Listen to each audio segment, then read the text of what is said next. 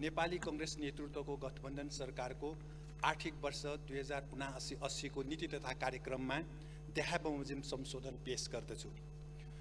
बुँदा number 60 विश्वमा अशान्ति, गरिबी, द्वन्द्व र युद्धको स्थिति ल्याउने नातो सैन्य मोर्चा जस्तो हिन्द प्रशान्त क्षेत्रमा अमेरिकी साम्राज्यवादको सैन्य मोर्चा, देशघाती एमसीसी सम्झौता, संयुक्त राष्ट्रसङ्घको बडापत्र, असंलग्नता, पञ्चशीलको सिद्धान्त, अन्तर्राष्ट्रिय कानुन र विश्व शान्तिको मान्यता, स्वतन्त्र र सन्तुलित परराष्ट्र नीति तथा नेपालको हित विपरीत भएको हुँदा अविलम्ब खारेज गर्ने।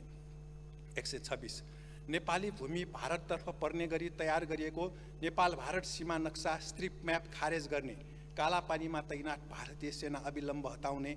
ऐतिहासिक सन्धि र नक्साको आधारमा नेपाल भारत सीमा समाधान गर्ने। 140 नेपाली युवालाई भाडाको सिपाही बनाउने गोर्खा भर्ती केन्द्र अविलम्ब खारेज गर्ने। नेपाल भारत प्रबुद्ध समूह ईपीजीको प्रतिवेदन अब पर्खन नहुने भएकोले अविलम्ब सार्वजनिक गर्ने। भारतीय विस्तारवादले नेपालको दार्चुलामा महाकाली नदी 8 मिटर अतिक्रमण गरी बनाएको तटबन्ध अविलम्ब हटाउने।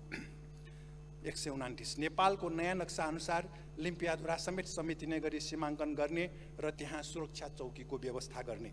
132 जन्मको आधारमा विदेशीलाई दिइएको नेपाली नागरिकता अविलम्ब खारेज गर्ने तथा आमा र बुबा दुवै नेपाली नागरिक भएका छोराछोरीलाई मात्र वंशजको नागरिकता दिने।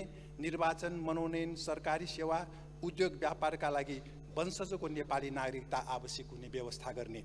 135 संवैधानिक आयोगका पदाधिकारी र अदालतका न्यायाधीशहरू सम्बन्धित क्षेत्रबाट निर्वाचन गराई नियुक्ति गर्ने। 122 राज्यको स्वामित्वमा औद्योगिक विकास गरी उत्पादन र वितरणको व्यवस्था गर्ने तथा नेपालीलाई स्वदेशमा रोजगारी उपलब्ध गराउने। 108 भक्तपुर नगरपालिकाको खोप विश्वविद्यालय विधेयक संसदबाट पारित गरी एमबीबीएस कार्यक्रम प्रति विद्यार्थी 15 लाख रुपैयाँ शुल्कमा अध्ययन अध्यापन गराउने। प्रदेश 2 मा प्रदेशहरूमा 2वटा मेडिकल कलेज र डडेलधुरामा मेडिकल कलेज सञ्चालनमा समर्थन गर्दछु। अन्य जिल्लामा पनि यस्ता मेडिकल कलेज सञ्चालन गर्नु आवश्यक छ।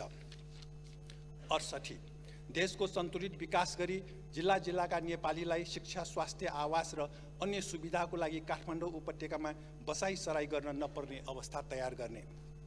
प्रदेश 5 71 प्रदेश 5 को दाङ जिल्लाको तुलसीपुर र घोराई नगरपालिकामा चक्रपथ समेत निर्माण गरी व्यवस्थित सहर विकास गर्ने।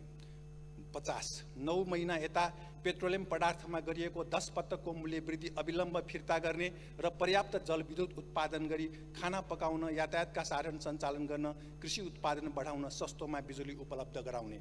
139 नेपालको हित विपरीत गरिएको नेपाल भारत बीचको असमान सन्धि सम्झौता, सन् 1950 को शान्ति र मैत्री सन्धि, कोशी सम्झौता, गण्डक सम्झौता, महाकाली सम्झौता, माथिल्लो कर्णाली सम्झौता, अरुण तेस्रो लगायत अरुण 4 लगायत सम्झौताहरू खारेज गर्ने।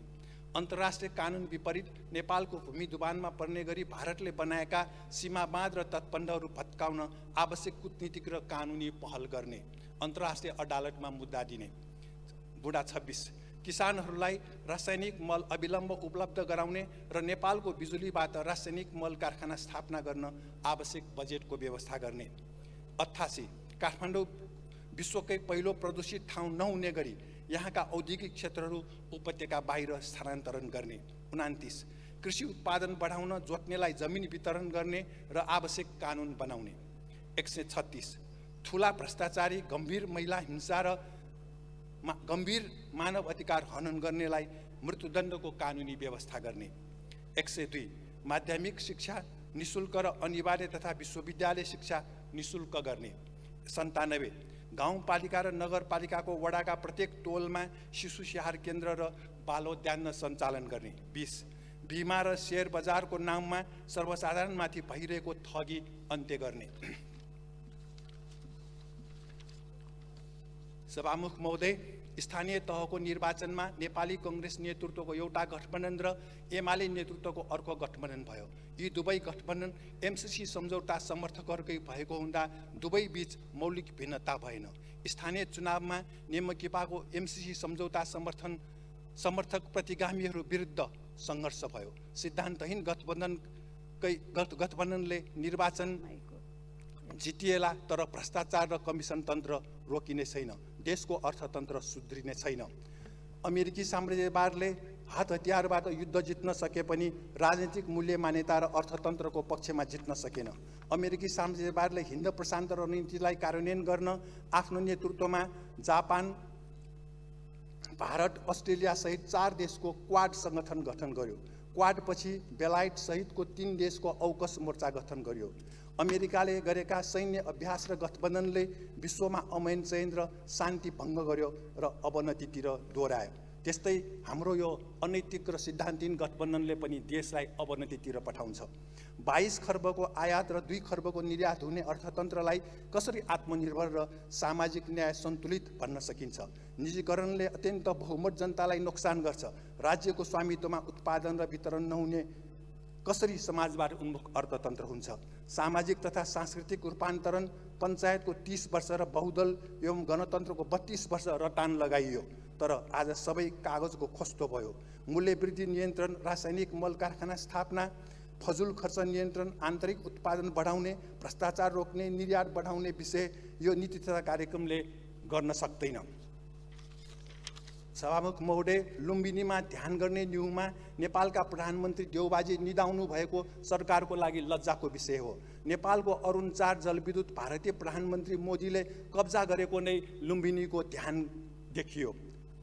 सभामुख महोदय, 10 वर्ष अगाडि एक कक्षामा भर्ना भएका विद्यार्थी 7,81,559 ले एससी परीक्षा दिन पाएनन्।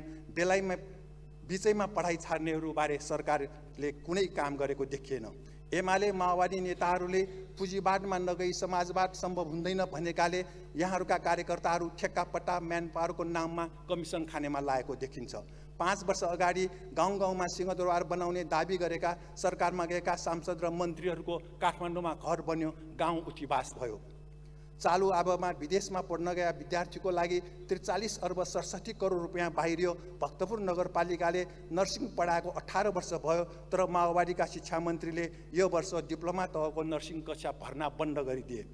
ठुल्ठुला उद्योगहरू सार्वजनिक गर्नु जरुरी छ। निजीकरण गरिएका सार्वजनिक संस्थानहरू पुनः सार्वजनिकै गर्नु आवश्यक छ।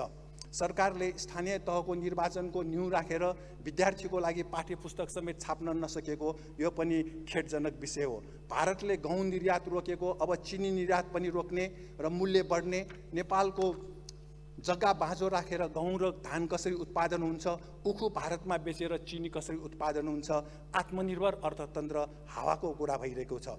कोभिड विरुद्ध बालबालिका 40 लाखलाई खोप दिने, चैत्रभित्र 6 अर्ब बचाउन दाताको भर पर्दा जेठको दोस्रो हप्तामा पनि कोभिडको खोप बालबच्चाहरूले पाएनन्।